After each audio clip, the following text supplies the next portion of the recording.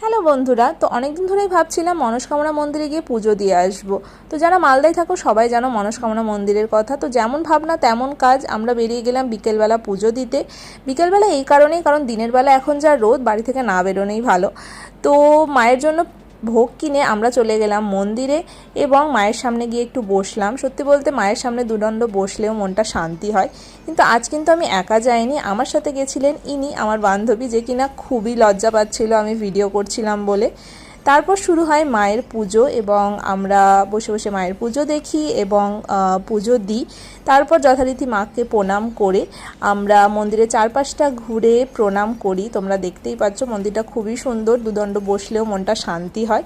তারপর প্রতিবারের মতো মন্দিরে আমরা কিছুক্ষণ টাইম স্পেন্ড করি, কারণ আমার খুবই ভালো লাগে মন্দিরে কিছুক্ষণ বসতে। এই দেখো আমরা তারপর আমরা বাড়ি ফিরে আসি হাঁটতে হাঁটতে। আজকের জন্য এইটুকুই, টাটা।